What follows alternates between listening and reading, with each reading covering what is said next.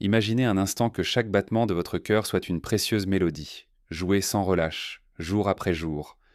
C'est le moteur de votre vie, la source de votre énergie. Et pourtant, sans même le savoir, nous pouvons parfois lui imposer une charge inutile, ou pire, l'endommager petit à petit, avec des gestes simples et des choix alimentaires qui semblent inoffensifs, voire bons pour la santé. Vous vous sentez parfois un peu plus fatigué que d'habitude, un souffle un peu court après un effort minime, ou peut-être avez-vous remarqué ces gonflements inexpliqués dans vos jambes. Ces signaux que notre corps nous envoie peuvent être le reflet d'une pression silencieuse sur ce muscle vital. Et si je vous disais que certains aliments, considérés par beaucoup comme des piliers de la bonne nutrition, pourraient en réalité contribuer à cette fatigue cardiaque, lentement, insidieusement, sans que vous ne vous en rendiez compte? C'est une vérité surprenante, n'est-ce pas? Nous avons été élevés avec l'idée que les fruits sont toujours nos amis, des alliés inconditionnels de notre santé. Mais la réalité est un peu plus nuancée, surtout quand on prend de l'âge et que notre corps ne réagit plus de la même manière au sucre ou à certaines compositions. Dans cette vidéo, nous allons lever le voile sur un sujet rarement abordé, un secret que personne ne vous a jamais révélé, ces 7 fruits qui, malgré leur apparence innocente, pourraient bien être en train de malmener votre cœur. Petit à petit, sans que vous ne le sachiez, je vais vous expliquer pourquoi. Et surtout, ce que vous pouvez faire à la place pour continuer à savourer les bienfaits des fruits sans risque pour votre moteur principal. Restez jusqu'à la fin, car ce que je vais vous révéler pourrait bien vous surprendre et changer votre façon de voir votre assiette. Commençons sans plus attendre par le premier type de fruit qui mérite toute notre attention et, soyons honnêtes, une certaine modération, voire une suppression si votre cœur montre des signes de fatigue. Je veux parler des fruits secs. Oui, ces petites douceurs que l'on grignote si facilement, souvent considérées comme des encas sains et énergétiques. Je parle des dattes, des raisins secs, des figues séchées, des abricots secs, et de tous leurs cousins. On les voit comme des concentrés de fibres et de vitamines. Et c'est vrai, ils en contiennent. Mais ce que l'on oublie trop souvent, c'est qu'ils sont aussi, et surtout, des concentrés de sucre. En enlevant l'eau du fruit, on multiplie par 3, 4, parfois même 5, la concentration de sucre par gramme par rapport aux fruits frais. Une poignée de raisins secs, c'est l'équivalent de plusieurs grappes de raisins frais en termes de sucre, mais sans le volume d'eau qui nous aiderait à nous sentir rassasiés. Imaginez l'impact sur votre organisme lorsque vous mangez une datte ou une dizaine de raisins secs. Votre taux de sucre dans le sang, votre glycémie, monte en flèche. C'est comme une décharge d'énergie rapide, mais qui est souvent suivie d'une chute tout aussi brutale. Pour votre pancréas, c'est un travail forcé pour produire suffisamment d'insuline et ramener la glycémie à un niveau normal, à la longue. Cette succession de hauts et de bas peut entraîner ce qu'on appelle une résistance à l'insuline, un état où vos cellules deviennent moins sensibles à l'insuline. Et cette résistance à l'insuline est un facteur de risque majeur pour le diabète de type 2, mais aussi pour les maladies cardiovasculaires. Elle favorise l'inflammation chronique, l'augmentation des triglycérides, ce type de graisse qui, en excès dans le sang, est très néfaste pour vos artères et, par conséquent, pour votre cœur. Des artères endommagées, c'est une circulation moins fluide, plus de pression sur le cœur et un risque accru d'infarctus ou d'accident vasculaire cérébral. De plus, ces fruits secs sont si petits et si agréables en bouche qu'il est facile d'en manger une grande quantité sans même s'en rendre compte. Une poignée en appelle une autre. Et avant de vous en apercevoir, vous avez ingéré l'équivalent en sucre de plusieurs biscuits ou d'un morceau de gâteau. Et n'oublions pas que les fruits secs, bien que naturels, ne procurent pas la même sensation de satiété que les fruits peu frais. Gorgés d'eau, on les mange en trop grande quantité, ce qui aggrave le problème de l'apport en sucre. Mon conseil ici serait de les consommer avec une extrême modération. Peut-être 1 ou 2 dattes pour accompagner un café, ou quelques raisins secs mélangés à des noix et amandes pour équilibrer l'apport. Mais si vous avez des antécédents cardiaques ou des problèmes de glycémie, il serait plus sage de les éviter carrément. Ensuite, parlons des jus de fruits, même ceux estampillés 100% pur jus ou sans sucre ajouté. Beaucoup d'entre nous pensent faire un choix sain en buvant un verre de jus d'orange frais pressé le matin, ou un jus de pomme au goûter. Après tout, c'est du fruit, n'est-ce pas? Oui, mais pas sous sa forme la plus bénéfique. Lorsque vous pressez un fruit pour en faire du jus, vous retirez la quasi-totalité de ses fibres, et ces fibres sont cruciales. Elles ralentissent l'absorption des sucres dans le sang, évitant ainsi les pics glycémiques trop importants. Sans ces fibres, les sucres naturels du fruit, le fructose en l'occurrence, sont absorbés quasi instantanément par votre foie. Le fructose est métabolisé différemment des autres sucres et, en grande quantité, il est directement transformé en graisse, notamment en triglycérides. Dans le foie, ces triglycérides, comme je l'ai mentionné, sont des graisses qui s'accumulent dans le sang et contribuent à l'athérosclérose, c'est-à-dire le durcissement et le rétrécissement de vos artères. Et quand vos artères sont moins souples et plus étroites, votre cœur doit travailler plus fort pour pomper le sang, augmentant ainsi la pression artérielle et le risque de maladie cardiaque. Imaginez un tuyau d'arrosage qui se bouche progressivement, l'eau peine à passer et la pompe doit forcer. C'est un peu ce qui se passe dans votre système cardiovasculaire. De plus, boire un verre de jus, c'est comme manger plusieurs fruits d'un coup, sans la satiété associée à la mastication et à la présence des fibres. Pensez-y pour un verre de jus d'orange. Il faut souvent presser 3 ou 4 oranges. Qui mangerait 4 oranges d'affilée en une seule fois? Personne, ou très peu. Mais boire leur équivalent en jus est monnaie courante. Ce faisant, vous ingérez une quantité massive de sucre en très peu de temps, ce qui met une pression énorme sur votre système cardiovasculaire et métabolique. Privilégiez toujours le fruit entier, avec sa peau si possible après l'avoir bien lavé. Bien sûr, pour bénéficier de toutes ces fibres et ralentir l'absorption des sucres, l'eau plate, une tisane, ou même de l'eau infusée avec quelques tranches de concombre ou de citron sont des alternatives bien plus saines que le jus de fruits pour vous hydrater. Passons maintenant aux fruits très mûrs, et en particulier aux bananes et aux mangues. Oh, comme elles sont délicieuses quand elles sont parfaitement mûres. Avec cette texture fondante et ce goût sucré et intense, c'est tentant de les choisir ainsi. Cependant, plus un fruit est mûr, plus ses sucres complexes se transforment en sucres simples, c'est-à-dire en glucose et fructose immédiatement disponibles pour votre corps. C'est pourquoi une banane très mûre a un indice glycémique plus élevé qu'une banane légèrement verte. Le même principe s'applique aux mangues, une mangue à point est un délice, mais une mangue trop mûre devient une véritable bombe de sucre. Pour les personnes de plus de 60 ans, dont le métabolisme des sucres est souvent moins efficace, et qui peuvent déjà avoir une certaine résistance à l'insuline ou des prédispositions au diabète. La consommation régulière de fruits très mûrs peut devenir problématique. Ces pics de glycémie répétés sollicitent excessivement le pancréas et peuvent, à terme, épuiser sa capacité à produire de l'insuline ou aggraver la résistance existante. Un contrôle glycémique difficile est un facteur de risque bien connu pour les maladies cardiovasculaires, car il favorise l'inflammation des parois artérielles et la formation de plaques d'athérome. Alors, que faire? Faut-il bannir ces fruits? Absolument pas. L'idée n'est pas de se priver, mais d'adapter sa consommation. Pour les bananes, choisissez-les un peu moins mûres. Quand elles ont encore un peu de vert à l'extrémité, elles seront moins sucrées et leurs sucres seront absorbés plus lentement. Pour les mangues, savourez-les quand elles sont juste à point, fermes mais juteuses, et n'en mangez pas une entière en une seule fois. Une portion raisonnable, c'est-à-dire la moitié d'une mangue ou une petite banane, peut tout à fait s'intégrer dans une alimentation équilibrée, et si vous les consommez, essayez de les accompagner d'une source de protéines ou de bonne graisse, comme quelques amandes ou un yaourt grec nature. Cela aidera à ralentir l'absorption des sucres et à amortir le pic glycémique, réduisant ainsi la pression sur votre système cardiovasculaire. Ensuite, attardons-nous sur le raisin, surtout le raisin de table que l'on trouve si facilement dans nos supermarchés. Le raisin est un fruit délicieux, et il a sa place dans une alimentation saine, mais il est aussi particulièrement riche en sucre. Et le problème principal avec le raisin, c'est qu'il est incroyablement facile d'en manger beaucoup sans s'en rendre compte. Ces petites billes juteuses. On en prend une, puis une autre, puis la grappe entière disparaît sous nos yeux en quelques minutes. Une seule grappe de raisin peut contenir l'équivalent en sucre de plusieurs cuillères à café de sucre pur. Et comme pour les jus, et les fruits très mûrs, ce sucre arrive rapidement dans votre système sanguin, provoquant un pic glycémique significatif. Les raisins sont également pauvres en fibres par rapport à d'autres fruits comme les pommes ou les poires, ce qui accélère encore l'absorption du sucre.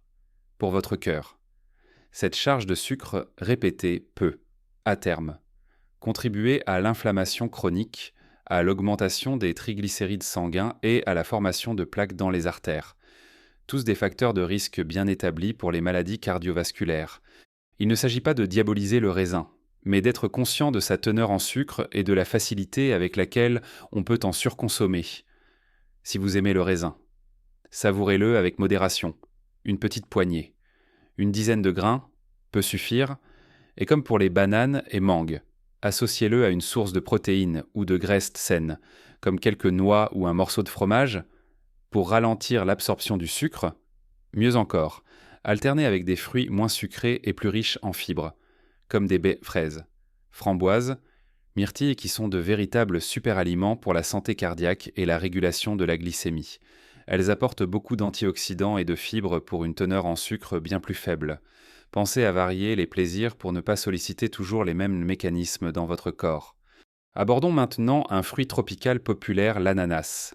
L'ananas frais est délicieux, rafraîchissant et contient de la bromélaïne, une enzyme digestive bénéfique. Cependant, l'ananas est aussi un fruit assez sucré, surtout si vous en mangez une grande quantité. Mais le véritable problème survient lorsqu'on se tourne vers l'ananas en conserve, souvent proposé en rondelles ou en morceaux.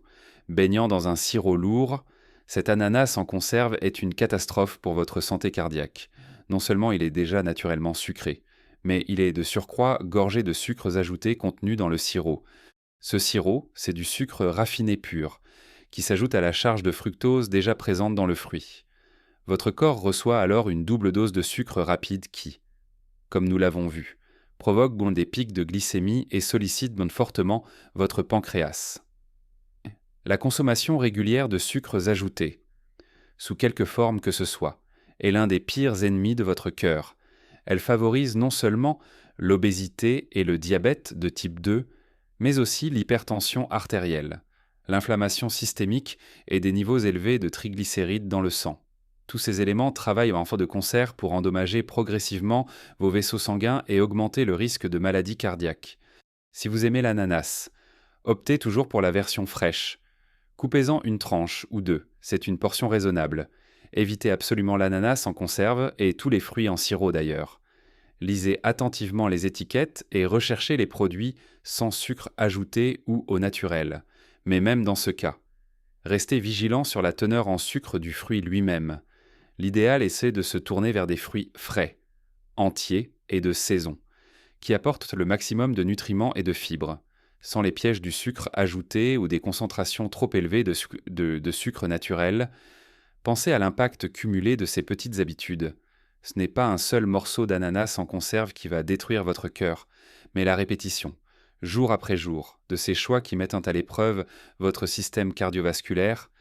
Continuons avec un autre fruit apprécié pour son goût et sa fraîcheur, les cerises. Pendant la saison, il est tentant de se régaler de ces petites pépites rouges.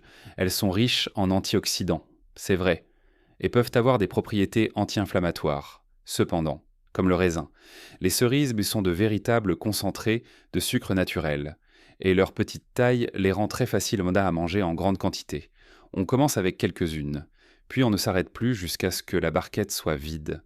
Une portion de cerise peut rapidement représenter une quantité de sucre équivalente à celle d'un dessert, et si vous en mangez plusieurs portions d'affilée, l'impact sur votre glycémie est conséquent. Encore une fois, ce sont ces pics de sucre dans le sang, répétés quotidiennement ou régulièrement, qui mettent une pression indue sur votre système cardiovasculaire. Ces pics favorisent une production excessive d'insuline, ce qui peut mener à l'épuisement pancréatique et à une résistance à l'insuline à long terme, augmentant ainsi votre risque de diabète et, par extension, de maladies cardiaques. Le fructose contenu dans les cerises, en grande quantité, peut également contribuer à l'augmentation des triglycérides et à la formation de graisse autour du foie, une condition appelée stéatose hépatique non alcoolique, qui est elle-même liée à un risque accru de maladies cardiovasculaires. Alors, doit-on renoncer aux cerises ? Pas du tout, mais il est crucial de les consommer avec modération. Une petite poignée, une dizaine de cerises, peut-être une portion raisonnable pour une personne âgée attentive à sa santé cardiaque. Savourez-les lentement, en pleine conscience, pour profiter de leur goût sans excès. Pensez à les intégrer dans un repas plutôt qu'en collation isolée, ou à les associer à d'autres aliments qui aident à stabiliser la glycémie, comme des protéines ou des graisses saines. Par exemple, quelques cerises avec une petite portion de fromage blanc ou quelques amandes, la clé est l'équilibre et la vigilance. Apprenez à écouter votre corps et à reconnaître la juste quantité qui vous satisfait sans vous faire de mal. Enfin, le septième fruit qui mérite notre attention particulière, ce sont les figues, surtout quand elles sont très mûres. Les figues fraîches sont un délice de fin d'été, juteuses et sucrées, pleines de fibres et de minéraux. Mais, comme pour les bananes et mangues très mûres, leur teneur en sucre augmente considérablement avec la maturation. Une figue fraîche et très mûre peut être aussi sucrée qu'une petite pâtisserie. Et il est sans facile d'en manger plusieurs en une seule fois, tant elles sont fondantes et savoureuses. Le problème est similaire aux autres fruits que nous avons abordés. Une consommation excessive de figues très mûres peut entraîner des pics de glycémie importants. Pour le cœur des seniors, cela se traduit par une sollicitation accrue du système métabolique. Des niveaux élevés de sucre dans le sang contribuent en fait à l'inflammation des vaisseaux sanguins, rendant les artères plus rigides et moins élastiques. Un phénomène appelé athérosclérose. C'est un processus silencieux qui s'installe sur des années et qui est la principale cause de maladies cardiaques comme les infarctus et les AVC.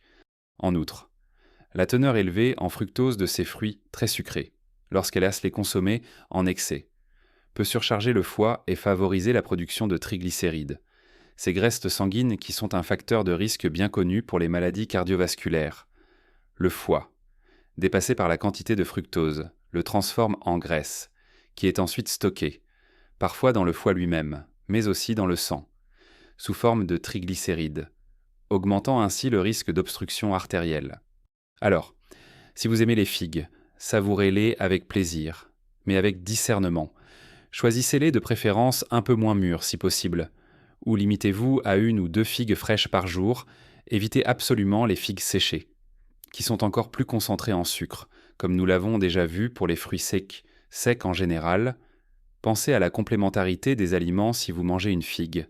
Accompagnez-la d'une source de protéines ou de bonnes graisses, comme un petit morceau de fromage de chèvre ou quelques amandes. Pour ralentir l'absorption du sucre, cette approche vous permettra de profiter des bienfaits nutritionnels des figues, notamment leurs fibres et leurs minéraux. Sans soumettre votre cœur à des contraintes inutiles, le but n'est jamais d'interdire, mais d'éduquer et d'adapter. Chaque choix alimentaire est une petite décision qui, cumulée, a un impact considérable sur votre bien-être et la vitalité de votre cœur. Nous venons de passer en revue ces 7 catégories de fruits qui, si consommés sans modération, peuvent mettre votre cœur à rude épreuve. Les fruits secs, les jus de fruits même 100% naturels, les fruits très mûrs comme les bananes et les mangues, le raisin, l'ananas surtout en conserve, les cerises en titi et les figues très mûres. Le fil conducteur qui les relie tous est leur forte teneur en sucre naturel qui, en excès, peuvent en provoquer des pics de glycémie, augmenter les triglycérides et favoriser l'inflammation. Ces phénomènes, répétés dans le temps, créent un environnement propice aux problèmes cardiovasculaires. Mais attention, ne me méprenez pas. L'objectif de cette discussion n'est absolument pas de vous faire peur des fruits. Les fruits restent des alliés précieux de notre santé. Riches en vitamines, minéraux, antioxydants et fibres, il s'agit simplement de devenir plus conscient de ce que nous mettons dans notre corps, surtout quand notre métabolisme change avec l'âge. Il s'agit de faire des choix éclairés, d'écouter les signaux que notre corps nous envoie et d'adapter nos habitudes alimentaires en conséquence. Souvenez-vous, les petites modifications dans vos habitudes alimentaires peuvent en faire une énorme différence pour votre santé et votre bonheur à long terme. Privilégiez toujours les fruits entiers, frais et de saison.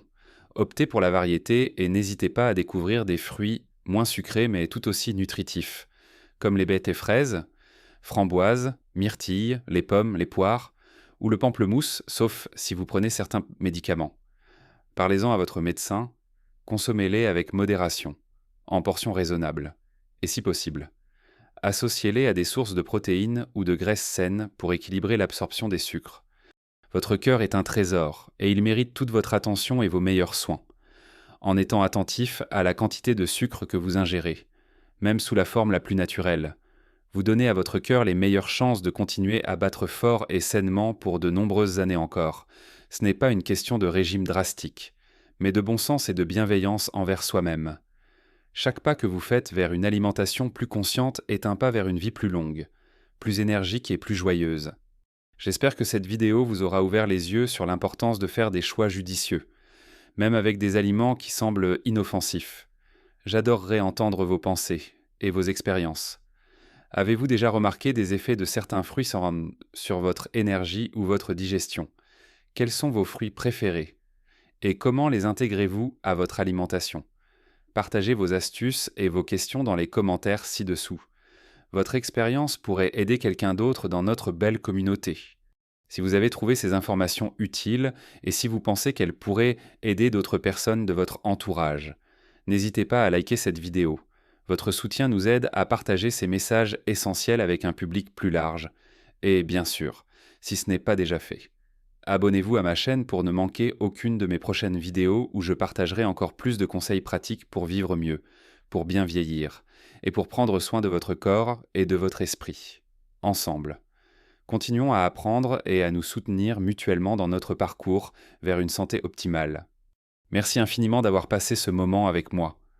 Prenez soin de vous, de votre merveilleux cœur, et rappelez-vous toujours ceci, votre âge n'est qu'un chiffre, et vous avez le pouvoir de vivre votre meilleure vie à chaque étape. Vive votre meilleure vie à tout âge.